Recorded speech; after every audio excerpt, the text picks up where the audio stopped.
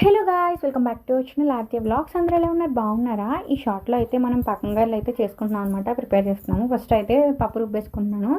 Next అయితే పాకానికి అయితే కొంచెం బెల్లం తీసుకుని బెల్లంలో కొంచెం నీళ్ళు పోసి పాకం అయితే పెట్టేశాను. పక్కన అయితే ఆయిల్ డీప్ ఫ్రై చేస్తున్నాను అనమాట. ఈలోపు పప్పు ఒక గిన్నెలోకి తీసేసుకుని అందులో కొంచెం సాల్ట్ తరిగినంత మనకి సరిపోయినంత సాల్ట్ అయితే యాడ్ చేసుకుని బాగా కలుపుకోవాలి.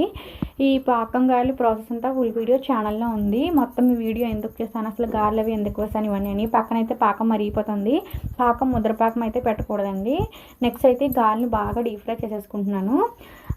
ఇది అమ్మవారి నైవేద్యం కోసం అయితే చేస్తున్నాను గారెలు. ఇంకా కొంచెము గారెలు ఎక్కువ మిగులుతాయి కదా అన్నట్టుగా ఇంట్లో కూడా ఇష్టం మా వారికి పాకం గారెలు అంటే. ఇంకా అందుకని పాకం గారెలు అయితే ప్రిపేర్ చేస్తున్నాను అనమాట. ఇంకొంచెం పిండితోటి ఇది అయితే ఒక గ్లాస్ పప్పు అయితే నానబెట్టాను అంతే.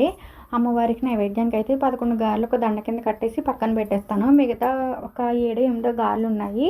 అవి మాత్రం ఇలాగ పాకం గారెలో వేస్తున్నాను అనమాట. కొంచెం పాకం బాగా మరిగిపోయాక బెల్లం అంతా కరిగిపోయాక పాకాన్ని పక్కన పెట్టేసుకోవాలి. నెక్స్ట్ అయితే ఇప్పుడు గారెలు వేడివేడిగా ఉంటాయి కదా, వేడివేడి గారెలను తీసుకెళ్ళి డీప్ ఫ్రై చేసిన వెంటనే గారెలను తీసుకెళ్ళి మనం కొంచెం చల్లారని పాకంలో వేసేసామనుకోండి, గారెలు చాలా సాఫ్ట్గా ఉంటాయి, చాలా బాగుంటాయి అనమాట తినడానికి కూడాను. నాకైతే బెల్లము టేస్ట్ అనమాట, టేస్ట్ కూడా స్వీట్నెస్ కూడా చాలా టెక్స్చర్ పర్ఫెక్ట్గా సరిపోయింది. అవైతే నేను అమ్మవారికి దండ కట్టాలని చూపిస్తున్నాను. చూడండి గారెలు ఎంత సాఫ్ట్గా ఉంటాయో మీరే చూడండి. అదిగో అంటే మనము గంట పోయాక మళ్ళీ మరగా తిప్పుకుంటే పాకంలో పర్ఫెక్ట్గా ములుగుతాయి అనమాట. చాలా బాగున్నాయి గారెలు అయితేనే. మీకు కనుక మా వీడియోస్ నచ్చితే మా ఛానల్ లైక్ చేయండి, షేర్ చేయండి, సబ్స్క్రైబ్ చేయండి. బాయ్.